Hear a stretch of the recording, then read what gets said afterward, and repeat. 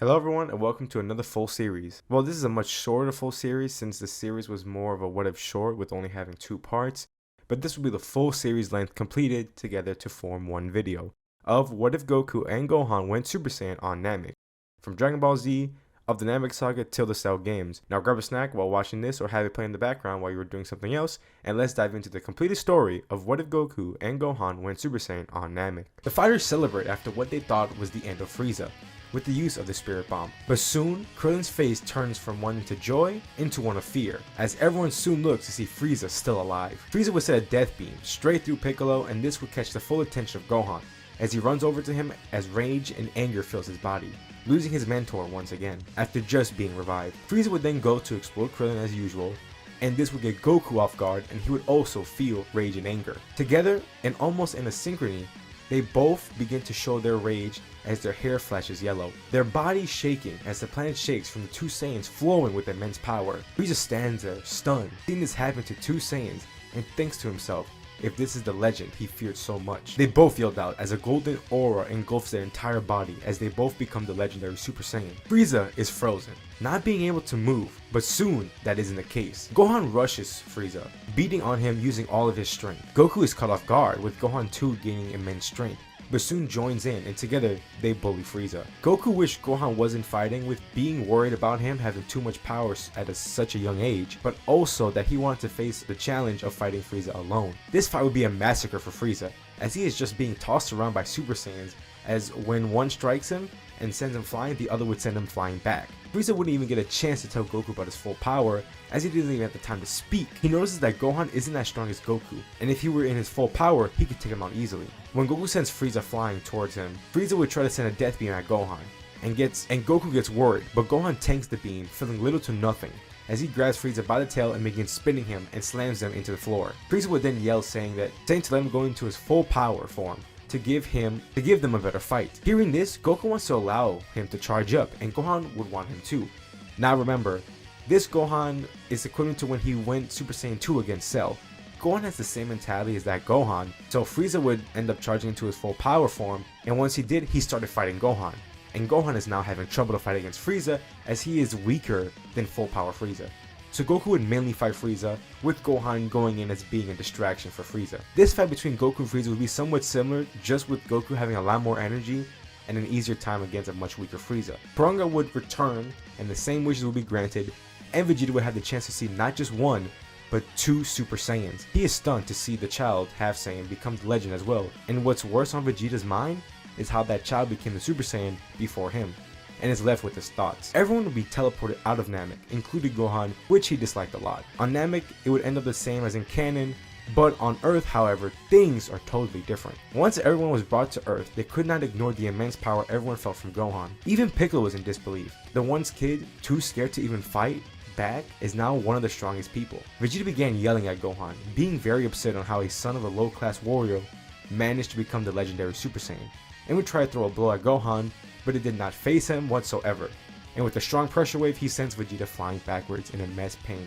Gohan ends up powering down from exhaustion, as the rest would continue on. Gohan will wake up by his mother, as she was worried about him and really wanted him to get back into his studying, but once Gohan learned that his father wasn't coming back, he refused for now, and head back to find Piccolo. Once doing so, he asks him to continue training as he wants to grow stronger and learn that transformation he had back on Namek, and since his father is gone, it would be up to him to protect the planet until he returns, and they would begin their training. A year would pass until future Trunks would arrive. Also, everyone would sense his power and head towards him, being stunned besides the 2 fighters. Almost a bit too quickly, Gohan and Piccolo would arrive in front of Trunks, and this would even startle him as how strong this version of Gohan and Piccolo are. Gohan being close to Trunks' power level, and Piccolo, even though he is weaker, he is still much stronger than Trunks would have thought. Everyone else would arrive and notice a huge power increase from Gohan and Piccolo. Vegeta was getting a bit annoyed at how much stronger Gohan is. Trunks would explain that Goku would be arriving soon. This caught the eye of Gohan as he was happy that his dad would return, but also relieved that now he could go back into his studying, but the happy thoughts were soon cut short,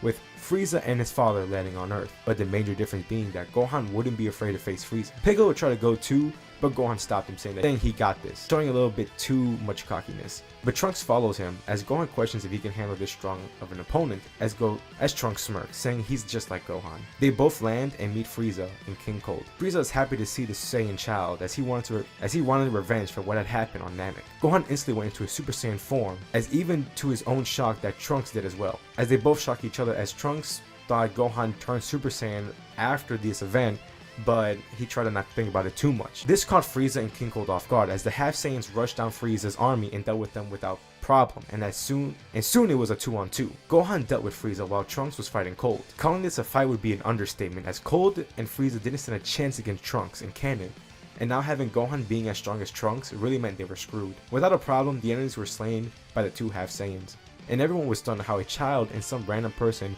managed to take out Frieza without a problem, as they would continue on waiting for Goku until eventually he arrived. Once he did, Trunks would tell him everything about the future threats of the androids and give him the hard medicine that he would need and would return to his timeline. Piccolo would give the rundown to everyone, and this would begin a training arc to prepare for the androids. Vegeta would still leave the planet as he has too much pride to ask either Goku or Gohan to help him become a Super Saiyan. As to be honest, if he asked Gohan during that 1 year, Vegeta probably could have at least transformed into a Super Saiyan once, but you know, oh well, Vegeta's pride is too much. Most of the training would be the same as normal besides Piccolo, Goku, and Gohan. Now that two of them are much stronger than in canon, and with Gohan having Super Saiyan, their training would be much more effective as a group. I can see that they are tapping into the different grades of Super Saiyan during these 3 years, and even Piccolo is growing strong enough to begin holding his own against the power of Super Saiyan. The 3 years would pass on quickly with all the Z fighters meeting up in South City. They would scout the city and Yamcha would still sadly get Yamcha'd. Goku would face Android 19 like in normal, and throughout the fight he would slowly begin to lose, as he still forgot to take his heart medicine. And when they start to see Goku losing, Gohan would step in, fighting 19. And with a slight rage boost and his Super Saiyan, he is more than enough to quickly manages to take out Android 19. Using straight physical attacks. Dr. Gero would still fly away from the Z fighters, and when they were starting to chase Gero, Vegeta arrived to join the group, saying he watched the entire fight, but he just wanted to see how strong Gohan has gone throughout these 3 years. During these 3 years, most of the events would still lead to the androids being awakened and fighting the Z fighters. Piccolo and Gohan would work together to face off 17. Now both Gohan and Piccolo are stronger here in this timeline, and with them having better teamwork, they could give Android 17 a challenge, until Android 18 finish off the other fighters, as they're the same in power as in canon. Once both the androids fight off against Gohan and Piccolo, things would end up bad, as they would have a less chance of winning by doing a one-on-one fight. Once everyone is down, the android would leave and go find Goku. Krillin will give a senzu bean to everyone, and they would need to discuss a new plan on what they need to do. Piccolo will still go to have a conversation with Kami about fusing, and Gohan would want to follow him because he would want to be useful rather than sit around and do nothing. Trunks is still confused on why Gohan has Super Saiyan much sooner than what he knew from his Gohan. Vegeta would leave on his own, and instead of Trunks following him, he stays with Gohan. They discuss that they would follow Piccolo to see if there's any way for them to grow stronger to face off the androids. Once they arrive at the lookout, Piccolo and Kami have their discussion on what to do about the androids, while Gohan and Trunks talk to Mr. Popo and learn about the time chamber, which they would decide to go in for just about a month, which would be 2 hours in the outside world. They will go in and try to do the best they can to grow any stronger, mainly just do some sparring and grow with Zenkais, but with Gohan's potential, he would definitely see better gains than Trunks. While they are in there, Piccolo and Kami still hesitate on the decision until they start sensing what is going on in the cities, with people starting to disappear, until they finally decide that they will fuse together, as currently he's the best chance they got in fighting the androids and now this mysterious creature. With Trunks and Gohan being away, Bulma would end up sending the 3 humans to go investigate Gero's lab and find a way to blow up the androids, and would come across the time machine as well. Piccolo, after fusing with Kami, would become the nameless Namekian, and then head towards the strange key that they sense. Arriving at an empty city, they look around until they see a bug-like creature coming out of the shadows, to be revealed that it is Cell. Where we last left off, Piccolo is currently facing Imperfect Cell. They discuss, and Piccolo learns a lot about Cell and how he has everyone's DNA, and that he is looking for the androids to absorb them to become his perfect form. Now with this, their fight could either go out the same or possibly Piccolo having the upper hand, but overall in the end it would play out the same, with Cell managing to escape. After their fight, Gohan and Trunks would have headed out the time chamber after a month, and their strength did increase, but not as much as they would like. But if they had someone like their fathers to go in them with them, they would most likely definitely see a massive increase. Mr. Popo would catch up on the two on what is going on currently on Earth, and they are shocked to hear the fusion and Piccolo's newly increased power. They would wind up meeting up with Piccolo and would learn all about Cell and his goals. Piccolo would suggest that they head to Kame House in case the androids find Goku, as he is currently hiding there. So both Trunks and Gohan would head back while Piccolo would be on the lookout for the androids. Events would go on the same as Goku would recover from the virus and find Vegeta and tell him about the time chamber, as Vegeta and Trunks would go in first. The difference with the training is that during this time in the chamber with Gohan prior, Trunks learned about the other grades of Super Saiyan. So this would have saved them a lot of time in the chamber, as they already have a true goal in mind, and without having to waste time with the other grades, knowing that they aren't as useful as they would think so in this timeline. But no Super Vegeta and no big bulky Trunks. Piccolo would still end up fighting 17, and that would play out more or less the same, with Piccolo having the slight edge against 17, but the longer the fight is, 17 would start to get the edge with his infinite stamina. Now I would say the end would play out the same, as Cell is in fact a smart fighter.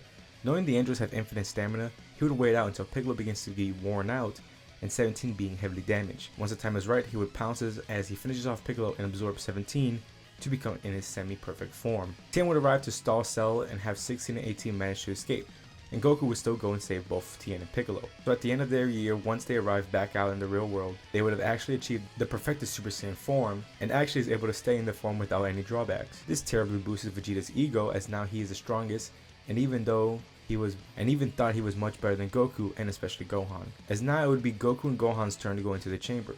Now before we discuss what goes on between those two inside the chamber, back to the outside world, Vegeta and Trunks will still go on to face Cell, while Krillin gets the remote to destroy 18. The fight between Vegeta and Cell would be a lot more one-sided, with Vegeta being much stronger than in canon. But sadly, once Cell tells about his perfect form, this gets Vegeta going, as he is a lot more cockier than in canon. Trunks would start to stop him, but it would be no use, as Vegeta would stop him and Krillin would still destroy the remote as Cell manages to absorb 18. Vegeta would fight off a perfect Cell, but even with him being stronger, I don't think he would fare off well against Cell. It wouldn't be as one-sided, but Trunks would try to aid his father, and it does start off well, but Vegeta's pride overcomes him as he would slam Trunks away as he wants to face his opponent alone.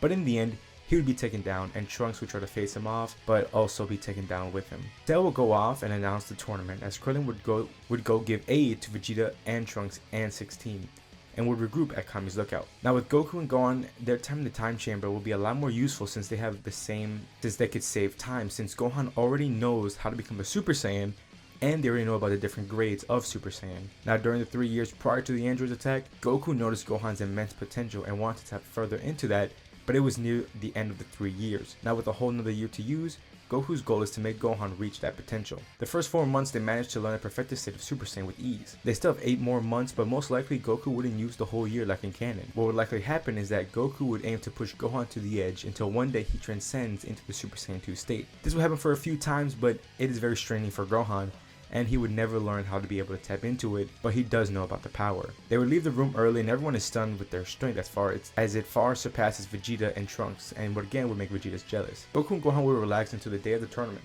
where everyone would arrive. Goku would be the first one to face off against Cell, and the fight would play out similarly to what it was in canon, as Goku still wants his son to fight off against Cell, so this would mean he would just hold back heavily during his fight against Cell. He would call it quits. Everyone would be shocked to hear that he picks Gohan to fight Cell. Everyone is baffled, thinking Goku's insane, but Gohan this time around isn't second guessing himself, as he has the confidence that he could do it. Throughout this story, with Gohan being a lot stronger and being a lot more used to having Super Saiyan, he has gained a level of confidence that he could handle anyone he faces and believes in himself more, but on the other hand, this gives him a level of cockiness that could be bad for him, as he has yet to have ever been humbled. He goes into the ring with Cell and their fight begins. They would go blow for blow, as their fight is much faster and quicker than the one everyone has witnessed with Cell versus Goku. Soon, though, the tides turn, with Gohan putting more energy into the fight, and it shows Cell struggling to keep up. The strikes from Gohan begin to hurt more and more, and with Cell being on the defensive. Gohan begins to get bored and feels like the fight is unfair, since Cell was worn out a little from the first fight. Gohan would ask for 2 senzu beans and give himself one, and also one to Cell. Everyone is shocked at what Gohan just did, but he and his father pay no mind to it, as Gohan still thinks he is very much capable of dealing with Cell. The fight continues as it rages on and on. Gohan still being on the edge with Cell, but both are enjoying the fight by the looks of it. It all seems well and done, but soon it would not be the case. The fight continues onwards, but with the look of it, Gohan begins to get worn out by Cell, but Cell isn't. The fight starts to be more even until Cell begins to have the edge, and this worries everyone as Gohan is on the losing side of the battle. Cell begins to lie, saying that Gohan was too cocky and underestimated him. He begins to beat on Gohan, with Gohan not being able to defend himself. The other fighters try to go in to help Gohan, but Cell spawns in Cell Juniors and they go off to fight the Z fighters. Cell makes Gohan watch as his friends begin to lose and get beaten badly. He feels guilty and he blames himself for dragging the fight out too long, giving Cell the Senzu Bean and not being able to tap into that transcended Super Saiyan power to finish Cell. He doesn't know what to do until 16 tries to fight Cell but quickly gets decapitated and would still give Gohan the talk, and with 16 head being crushed, brings out the edge that Gohan needed to cross to the Super Saiyan 2 transformation. Like in canon, Gohan is fueled by rage and loses all sense of self, similar to how he transformed on Namek. He quickly dispatches the Cell Juniors and begins to fight Cell, and would play out the same until Cell pukes out 18. Gohan still wants Cell to pay. This Gohan is stronger, yes, than in canon, but mentally when it comes to ending it, he is still the same. Even though things played out differently, he never learned that important lesson, which sadly still ends up with Goku sacrificing himself in order to save the planet. This takes a heavy toll on Gohan, worse than it did in canon, as he let his emotion and cockiness let it get the better of him. Cell will return and Gohan quickly senses this and deflects the attack that would've struck Trunks. Now, being more level-headed, he knows what he needs to get done and goes in to face against Cell once again. Cell has gotten an immense Zenkai boost, but Gohan, not being as damaged, having both arms, and stronger than his canon self, he has a good chance still. Instead of using his rage to make Cell suffer, he used it to make him focus on saving everyone and ending Cell. Gohan's strikes still damages Cell greatly, but Gohan wouldn't let up as each punch he throws hurts more and more, even using so much force to slice Cell in half, and throwing his upper body into the air and using a full Masenko to erase that top half. And once he sees the lower half try to regenerate, he shoots a full power Kamehameha to erase Cell completely. Gohan powers down from Super Saiyan 2 and reflects on his choices, knowing that it was his fault that his father died. Things would continue on the same, and even with Goku staying dead. And to be honest, that's where the series would end. Going into the Buu Saga and onwards would end up being the same, with just slightly altered in character strength. Yes, Gohan mentally is different, as during the Android Saga he wanted to be more useful and like to fight. But with how the Cell game's taking a bigger toll on him than in canon, he would revert back into focusing on his study, and most likely be like his canon counterpart onwards, just with a slightly powered increase. I don't see no reason to continue onwards, as I don't want to just retell the Dragon Ball story with the only difference being characters being slightly stronger for one arc. But hey, maybe in the future I could do a what if Gohan likes to be a fighter. I don't know, it's just an idea. Tell me how you think about the second half of the What If and how I did with the Cell arc. Did y'all like the little character arc Gohan had here? Did it make Gohan feel like a better character and a better sense of him slacking off on his training in the future arc of Buu Saga? What could have happened differently? Leave your thoughts down in the comments below. If you are interested and enjoyed, please leave a like and subscribe. Hit the notification bell to be alerted whenever I post another part. Thank y'all so much for watching, and I'll see y'all in the next series. See ya.